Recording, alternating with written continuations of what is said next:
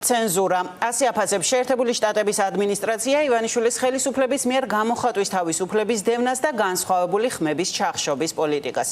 ეს შეფასება მოჰყვა საელჩოსთვის რადიო თავისუფლების მიერ დასმულ შეკითხვებს, რომლებიც ეხებოდა სქროლვა სკრინვის სახელით ცნობილი სამმართველოს მუშაობას, მის მიერ წარმოებულ ათობით საქმეს, სადაც მოქალაქეებს საჯარო პოსტების გამოაჯარიმებენ და ასევე ვახოს ანაიას, რომელიც დააპატიმრეს Facebook-ში გამოქვეყნებული პოსტების გამო. შეერთებული შტატების საელჩო შეშფოთებას გამოხატავს ამ სამმართველოს გამო, თუმცა სამმართველოს გარდა ტრამპის ადმინისტრაცია შეშფოთებულია ყველა რეპრესიული კანონითაც. კონკრეტულად საელჩოს პასუხში ნათქვამია, რომ ვაშინგტონი მტკიცედ ეწინააღმდეგება ცენზურას და იმ შემზღუდავ კანონებს, რომლებიც გამოიყენება არასასურველი შეხედულებების მქონე ადამიანების ხმის ჩასახშობად. საელჩო ივანიშვილის ხელისუფლებას კიდევ ერთხელ ახსენებს ბევრჯერ გამეორებულ გზავნილსაც, რომ ქვეყანაში სტაბილურობისთვის, რაც ამერიკული ინვესტიციების მნიშვნელოვანი ფაქტორია, საჭიროა პოლიტიკური ოპოზიციის არსებობა. ეს კი იმ ფონზე, როცა რეჟიმი ოპოზიციის დევნის აქტიურ კამპანიას აწარმოებს სასამართლოს გამოყენებით. ჩვენ შეშფოთებულნი ვართ საქართველოს მთავრობის სიძულვილის ენის წინააღმდეგ ბრძოლის განყოფილების გამო. სიცრუესა და მცდარ შეხედულებებზე საუკეთესო პასუხი მეტი სიტყვის თავისუფლებაა და არა იძულებით დამყარებული დუმილი. ტრამპის ადმინისტრაციამ მკაფიოდ განაცხადა, რომ შეერთებული შტატების სიტყვის თავისუფლებას მიიჩნევს ფუნქციონირებადი საზოგადოების ფუნდამენტურ საფუძვლად და ჩვენ მტკიცედ ვეწინააღმდეგებით ცენზურას და იმ შემზღუდავ კანონებს, რომლებიც გამოიყენება არასასურველი შეხედულების მქონე ადამიანების ხმის ჩასახშობად. როგორც ეს ქართულ პარტნიორებსაც გავუზიარეთ, სტაბილურობა მოითხოვს პოლიტიკურ ოპოზიციას, რომელიც სახელმწიფო ინსტიტუტებთან მოქალაქეების სახელით თანამშრომლობს, იმ მოქალაქეებისა, რომლებმაც მათ ხმა მისცეს. პოლიტიკური სტაბილურობა, რომელიც შეხედულებების ფართო წარმომადგენლობით არის უზრუნველყოფილი, წარმოადგენს იმ ფაქტორების ნაწილს, რაც საქართველოს ამერიკული ინვესტიციებისთვის, უსაფრთხოების სფეროში თანამშრომლობისთვის და გრძელვადიანი სტრატეგიული პარტნიორობისთვის სანდო პარტნიორად აქცევს. ამ ფონზე რამდენად არის რეალური ურთიერთობების გადატვირთვა შეერთებული შტატების ადმინისტრაციასთან. რისი მოლოდინიც აქვს ივანიშვილის ხელისუფლებას და ამტკიცებს, რომ ახერხებს კიდევაც ამას. ქართული ოცნების კრიტიკოსები ამბობენ, რომ ეს არ არის ივანიშვილის მიზანი და მხოლოდ ატყუებს მოქალაქეებს მათი პროდასავლური განწყობების გათვალისწინებით.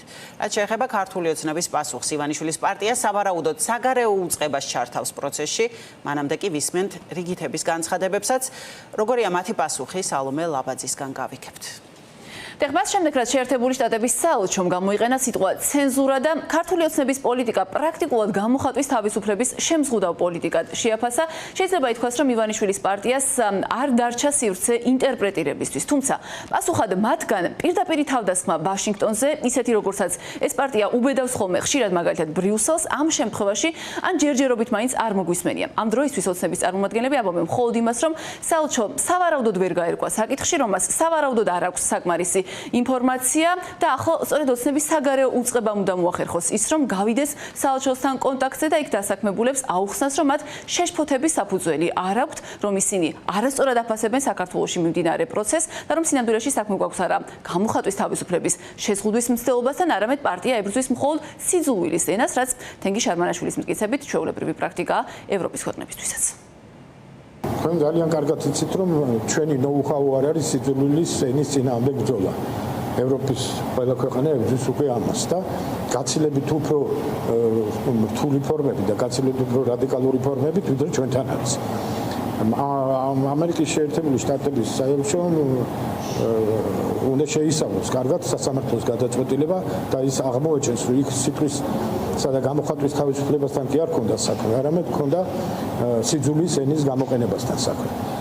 ასე რომ თუ ამერიკის შეერთებული შტატების საელჩო ამაში რაღაც ვერ გაერკვა, ან არასაკმარისი ინფორმაცია ქონდა ამ მიმართულებით და ამის გამო გააკეთა ეს განცხადება, დარწმუნებული ვარ საგარეო საქმეთა სამინისტრო ჩვენი განმარტავს ამ სასამართლო გადაწყვეტილების არსს და ჩვენი კანონმდებლობის არსს. საელჩოს ამ კრიტიკული გზავნილის გათვალისწინებით, რომელიც ვაშინგტონიდან კრიტიკულ გზავნილებს შორის გამონაკლისი არ არის, ქართულ ოცნებას რა რესურსი რჩება იმის, რომ მან ტრამპის ადმინისტრაციასთან ურთიერთობის დაალაგებას მიაღწიოს, ანუ მიაღწიოს იმგვარ მდგომარეობას, როცა ის ვაშინგტონიდან მისი ძალაუფლებისთვის საფრთხეს აღარ დაელოდება. ბუნებრივია, ეს არის მთავარი შეკითხვა, რაზე პასუხადაც პარტიის ოპონენტები, რეჟიმის მოწინააღმდეგეები ამბობენ, რომ ქართულ ოცნებას სავარაუდოდ არც აქვს იმის ილუზია, რომ ის შეძლებს ტრამპის ადმინისტრაციასთან ურთიერთობაში მისთვის ასურველი მდგომარეობის მიღწევას და ცდილობს მხოლოდ როგორც ვაშინგტონის, ასევე ადგილზე ქართული საზოგადოების მოტყუებას, თუმცა იმის გათვალისწინებით, რომ ქართული ოცნება ადგილზე რეპრესიას აძლიერებს, ამ მდგომარეობის შენარჩუნებას ივანიშვილის პარტია სავარაუდოდ დიდხანს არ გამოუვა. ქაჯებთან არ ლაგდებიან, ეს არის მაგალითად ამ შეკითხვაზე ზურა გირჩი-ჯაფარიძის პასუხი. ქართულმა ოცნებამ ძალიან კარგად იცის, რომ ის ვერასოდეს ვერ დაალაგდება ვერც ამერიკის შეერთებულ შტატებთან და ვერც ევროკავშირთან ძალიან მარტივი მიზეზის გამო, რომ არც ამერიკის შეერთებული შტატები და არც ევროკავშირი არ ლაგდებიან იმ რეჟიმებთან, რომლებიც გამოხატვის თავისუფლების გამო აკავებენ ჟურნალისტებს, პოლიტიკოსებს და საქართველოს რიგით მოქალაქეებს. არ ლაგდებიან იმ რეჟიმებთან, რომლებიც ძირს უთხრიან საქართველოს დემოკრატიულ განვითარებას. საქართველოს გადარჩენა იქნება მხოლოდ ოლიგარქიული რეჟიმის და ბიძინა ივანიშვილის გარეშე. ამ განცხადებას მე დარწმუნებული ვარ, მოყვება აუცილებლად მათ შორის კონკრეტული ქმედითი ნაბიჯები. ამერიკის კონსტიტუციას აქვს პირველი დამატება. და ეს პირველი დამატება არის გამოხატვის თავისუფლებას. და ეს დამატება ამბობს, რომ ამერიკის მთავარ საკანონმდებლო კონგრესს არ აქვს უფლება, რომ მიიღოს რაიმე კანონი, რომელიც შეზღუდავს ამერიკის მოქალაქის გამოხატვის თავისუფლებას. ამდენად მნიშვნელოვანი ამერიკის გამოხატვის თავისუფლება. ევროპას აქვს ცოტა სხვა სტანდარტები, რაღაცებს ზღუდავენ. და ეხლა ისინი ევროპაზე აპელირებენ, რომ აი ჩვენ ევროპაში როგორც არის ისე ვაკეთებთ, მაგრამ ამერიკის პოზიცია დღევანდელი ადმინისტრაციის არის ეს. ეგ არის პრინციპული საკითხი. ვერაფერსაც ვერ დაალაგებენ და მაგას რავი, იძახით ამდენი თვეა რომ ვერ დაალაგებენ, თქო დამორიცხული დაალაგებენ. არ ლაგდება ეგრე. ხაჯებთან არ დალაგდებიან. შეერთებული შტატების ინტერესებს ჭირდება ისეთი პოლიტიკური გარემო, რომელიც არის სტაბილური და განჭვრეტადი. და ოცნების საქციელი, მისი ძალადობა, მისი რეპრესია, მისი ეს აბსოლუტურად გაუგონარი ანტიკონსტიტუციური ქცევა ამ სტაბილურობას ძირს უთხრის და ასევე აზიანებს შეერთებული შტატების ინტერესებს. ჩემი აზრით, მათ ექნებათ შესაძლებლობა რაღაცა შეიცვალოს იმ შემთხვევაში, თუ შეიცვლიან საკუთარ საქციელს და საკუთარ ქცევას საქართველოს შიგნით. ამის გამოხატვა უნდა იყოს უპირველეს ყოვლისა პოლიტპატიმრების გათავისუფლება, სამართლიანი არჩევნები და იმ დრაკონული კანონების გაუქმება, რომელიც სამარცხვინოა ქართული სახელმწიფოსთვის. საკუთარ განცხადებაში შეერთებული შტატების საელჩო ნათლად აღნიშნავს იმასაც, რომ ვაშინგტონთან ურთიერთობის დაალაგება თუ ამის სურვილი ნამდვილად აქვს ბიძინა ივანიშვილს, გადის იმაზე, რომ მან შეწყვიტოს ოპოზიციის წინააღმდეგ დევნა და ითანამშრომლოს ოპოზიციურ პარტიებთან, რასაც ხედავთ, რომ ამის აპირისპიროდ მოქმედებს ახლა სწორედ ადგილზე ქართული ოცნება.